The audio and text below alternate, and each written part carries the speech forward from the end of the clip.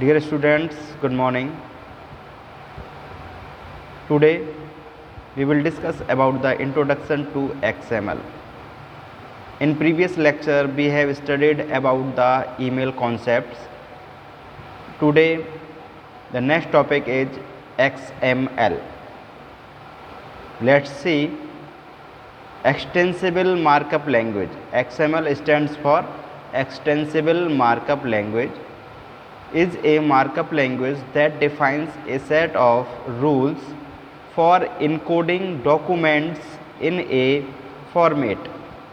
उनका कहने का मतलब है कि जो XML है एक मार्कअप लैंग्वेज है, वो क्या करती है, सेट ऑफ रूल्स को डिफाइन करती है, जिसका काम होता है कि डॉक्यूमेंट को एक फॉर्मेट में इनकोड करना. ठीक है, that is both human readable and machine readable.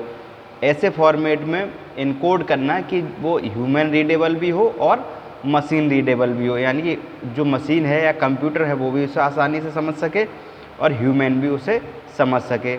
The design goal of XML focus on simplicity, generality and usability across the internet.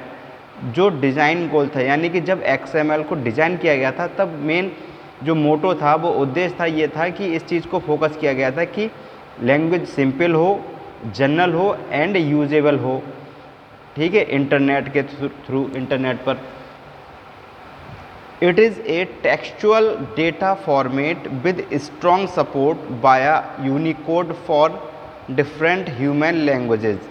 इसका अपना एक टेक्सचुअल डेटा फॉर्मेट है जो कि यूनिकोड के डिफरेंट ह्यूमन लैंग्वेजेस को सपोर्ट करता है. Although the design of XML focuses on documents, the language is widely used for. जो XML का डिज़ाइन है वो डॉक्यूमेंट्स पर फोकस करता है, और जो लैंग्वेज है XML की is widely used for the representation of arbitrary data structure. और जो लैंग्वेज है वो रिप्रेजेंट करती है कि उसको आर्बिटरी डेटा स्ट्रक्चर को, such as those used in web services. वो डेटा स्ट्रक्चर जो कि जैसा कि वेब सर्विसेज में यूज होता है. ठीक है, ये था हमारा XML. XML के कुछ पॉइंट हैं, उन्हें भी देख लेते हैं. XML stands for extensible markup language. इन्हें ध्यान रखिएगा, इन पॉइंट्स को एग्जाम में आएंगे तो ये आपको काफ़ी मदद करेंगे XML के बारे में लिखने के लिए. XML is a markup language like HTML. XML एक मार्कअप लैंग्वेज है जैसे कि HTML है. ठीक है, XML is design to store and transport data. XML को डिज़ाइन इसलिए किया गया है कि हम डेटा को स्टोर कर सकें और ट्रांसपोर्ट कर सकें. ट्रांसपोर्ट मतलब एक लोकेशन से दूसरी लोकेशन इसे शेयर कर सकें. XML is design to be self descriptive. XML को सेल्फ डिस्क्रिप्टिव के रूप में डिज़ाइन किया गया है. ठीक है, अब बात करते हैं differences between XML and HTML, यानी कि HTML और XML में क्या डिफरेंस है इसके बारे में. XML and HTML were designed with different goals. दोनों मार्कअप लैंग्वेज हैं, दोनों अलग अलग गोल्स के लिए डिज़ाइन की गई हैं. ठीक है, पहला XML is design to carry data emphasizing on what type of data it is. XML design की गई है कि जो भी डेटा कैरी करेगी ये, वो किस टाइप का डेटा है इसके लिए. और HTML क्यों डिज़ाइन की गई है? HTML is design to display data emphasizes on how data look. और HTML इस चीज़ के लिए डिज़ाइन की गई कि जो डेटा हमारा है वो किस तरीके का दिखता है, यानी कि डिस्प्ले कैसा होता है. ये XML डिज़ाइन इसलिए की गई है कि जो डेटा हमारा है वो किस टाइप का है. ठीक है, लेकिन HTML इसलिए डिज़ाइन की गई उससे ये पता चले और ये एम्फेसाइज कर सकें कि डेटा कैसा है, उसका डिस्प्ले कैसा है, कैसा डेटा डिस्प्ले होता है हमारा. XML tags are not predefined like HTML tags. XML के टैग्स प्री डिफाइंड नहीं है जैसे कि HTML के टैग्स होते हैं. HTML is a markup language where is XML provide the framework for defining markup language. HTML जो है वो प्योरली एक मार्कअप लैंग्वेज है, लेकिन जो XML है वो क्या करता है, केवल मार्कअप लैंग्वेज के फ्रेमवर्क को डिफाइन करता है, प्रोवाइड करता है. ठीक है, HTML is about displaying data, hence it is static. HTML data को डिस्प्ले करने का काम करती है, इसलिए ये स्टैटिक है। Where is XML is about carrying information, और XML का काम है इन्फॉर्मेशन को कैरी करना या डेटा को कैरी करना, विच मेक्स इट डायनेमिक, जिससे ये डायनेमिक टाइप की होती है। तो ये थे हमारे differences between XML and HTML। अब वेब टेक्नोलॉजी के कुछ और टर्म्स के बारे में बात करेंगे। आइए, first is telnet. Students, telnet के बारे में आपने सुना ही होगा। Telnet facility is also called remote login facilities. Telnet को हम रिमोट लॉगिन फैसिलिटी भी कहते हैं, ठीक है। रिमोट लॉगिन मतलब कहीं भी बैठकर हम, अगर हमारा सिस्टम रिमोट सर्वर से जुड़ा हुआ है तो हम उसे एक्सेस कर सकते हैं। By use this service we can work any computer which is placed at any remote location. इससे हम क्या करते हैं, किसी भी कंप्यूटर से काम कर सकते हैं, कंप्यूटर से हम कम्युनिकेट कर सकते हैं, चाहे वो कहीं भी हो, बट वो किसी रिमोट लोकेशन में होना चाहिए, ठीक है। In such a manner we are doing our work on that computer. इसी तरीके से हम उस कंप्यूटर पे अपना वर्क भी कर सकते हैं रिमोट लॉगिन करके, ठीक है। As it is remote login protocol, जैसा कि ये रिमोट लॉगिन प्रोटोकॉल है। And we can use Microsoft remote desktop manager, K-Lite, express and other software to work on this protocol. तो इस प्रोटोकॉल पर वर्क करने के लिए हमें कुछ सॉफ्टवेयर्स की ज़रूरत होगी, जैसे कि माइक्रोसॉफ्ट रिमोट डेस्कटॉप मैनेजर या K-Lite, express and many more. इस तरीके के सॉफ्टवेयर का यूज़ करके हम टेलनेट प्रोटोकॉल का यूज़ कर सकते हैं, या रिमोट लॉगिन की फैसिलिटी को हम यूज़ कर सकते हैं। तो ये था हमारा टेलनेट। अब बात करते हैं DNS की। आपने नाम बहुत सुना होगा, DNS मतलब डोमेन नेम सिस्टम। अब देखते हैं ये है क्या basically. DNS stands for domain name system. DNS जो है वो डोमेन नेम सिस्टम के नाम से जाना जाता है, फुल फॉर्म जो इसकी है। It is very important service used on internet.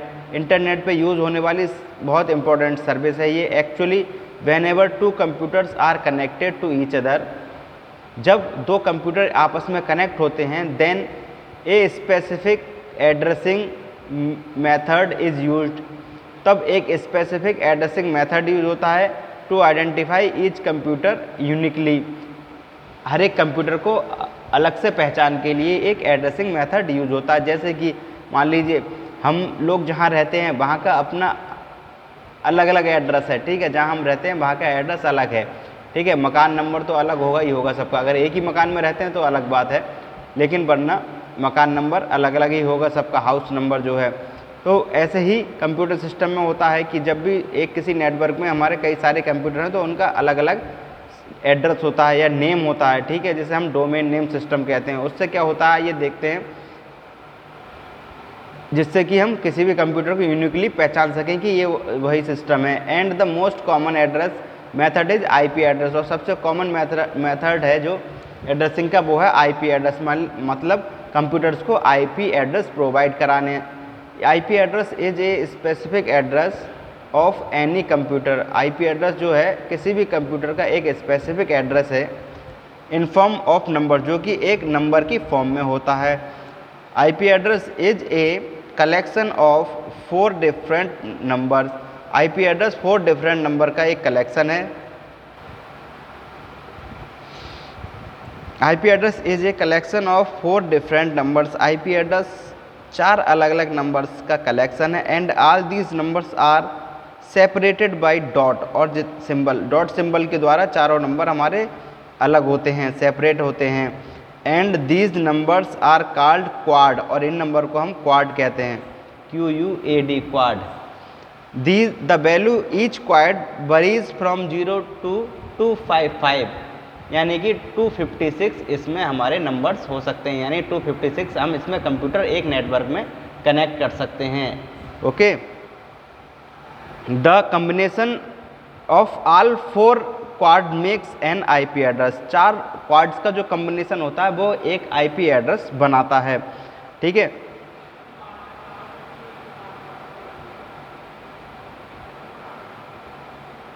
Okay, and with in a network और एक नेटवर्क के अंदर आईपी एड्रेस हमारा बनता है 4 क्वाड से मिलकर। No more than 1 computer have same IP address, एक से ज़्यादा कंप्यूटर एक जैसा आईपी एड्रेस नहीं रख सकते, यानी कि सिंगल कंप्यूटर का सिंगल आईपी एड्रेस होगा, यूनिक आईपी एड्रेस होगा, यानी कि वही आईपी एड्रेस सिर्फ उसी सिस्टम के लिए होगा और दूसरे सिस्टम पर वो सेम आईपी एड्रेस नहीं हो सकता। ठीक है। And within internet there are millions of computers are connected to each other. अगर इंटरनेट की बात करें तो मिलियंस ऑफ कंप्यूटर आपस में कनेक्टेड होते हैं। And it is very typical to remember the IP address of various computers, और ये बहुत टिपिकल है कि जितने भी कंप्यूटर हैं हमारे उनका आईपी एड्रेस याद रखना और सर्वर के आईपी एड्रेस को याद रखना। To overcome this problem a specific naming method is used. इस प्रॉब्लम से के निष्कर्ष के लिए या इस प्रॉब्लम से निजात पाने के लिए एक नेमिंग मेथड यूज़ किया गया है। किसके लिए? To identify a specific computer, किसी स्पेसिफिक कंप्यूटर को आइडेंटिफाई करने के लिए एक नेमिंग मेथड यूज़ किया गया है। And this naming method is called domain name.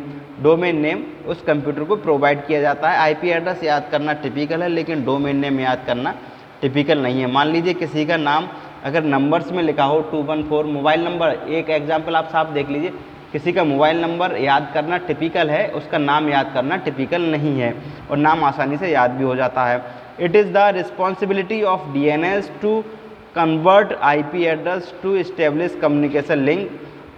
ये रिस्पॉन्सिबिलिटी डीएनएस की है कि वो आईपी एड्रेस को एक इस्टेब्लिश कम्युनिकेशन लिंक में कन्वर्ट करे बिटवीन क्लाइंट और सर्वर्स, क्लाइंट और सर्वर के बीच में, थ्रू द आईपी एड्रेस के थ्रू। और ये देखिए एग्जाम आईपी एड्रेस कैसे, क्वाड 1, क्वाड 2, क्वाड 3, क्वाड 4।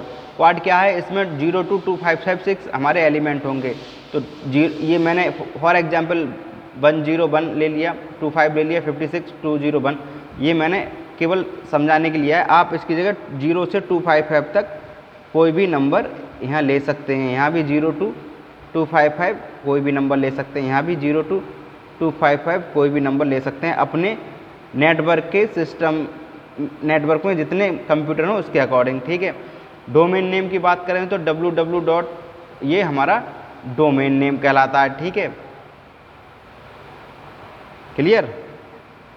ये हमारा डोमेन नेम कहलाता है। स्टूडेंट्स, आज के वीडियो लेक्चर में इतना ही। कल के वीडियो लेक्चर में इससे आगे की बात करेंगे। Thank you students.